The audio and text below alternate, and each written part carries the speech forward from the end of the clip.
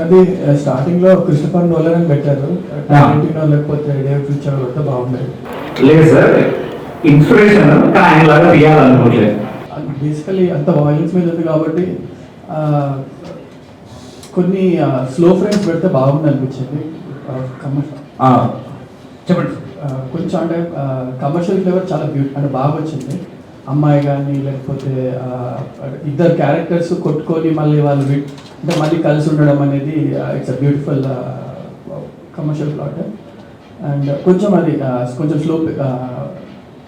స్లోమోలో పెట్టి కొంచెం అవి చూపిస్తే బాగుంటుంది అని అనిపించింది కొన్ని ఫ్రేమ్స్. అవును సార్. తర్వాత కెమెరా వర్క్ మాత్రం వాయిలెన్స్ స్టార్ట్ కాకముందే కింద లో ఫ్రేమ్స్ హై ఫ్రేమ్స్ పెట్టడం, కెమెరా వర్కే చాలా వాయిలెంట్గా ఉంది. It's beautiful work. ఎడిటింగ్ కూడా ఎక్సలెంట్గా చేశారు. నేనే సార్, చాలా ఫాస్ట్ పేస్డ్గా సూపర్గా వచ్చింది. అంటే ఒక్క క్వశ్చన్ సార్, ఇలాంటి కాన్సెప్ట్ మీరు చూసారా ఎంతము? అంటే ఇట్లాంటి స్టూడియో బేస్లో ఇలాంటి ఒక కథ లొకేషన్ బేస్లో ఇలాంటివి ఏం చూడలేదు. లేదు సార్. అంటే ఇంత కథను ఒక లొకేషన్ ఎంగేజ్ చేసినాం అనిపిస్తుందా మీకు? అదే అర్థమైంది. You have done that job. Thank you sir, thank you. అది బేసికల్గా లొకేషన్లో ఉన్నట్టు అనిపించలేదు, లొకేషన్లో జరుగుతున్నట్టు అనిపించలేదు.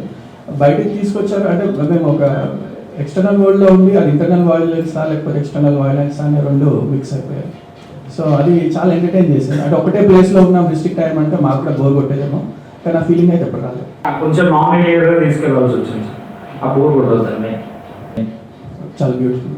Thank you.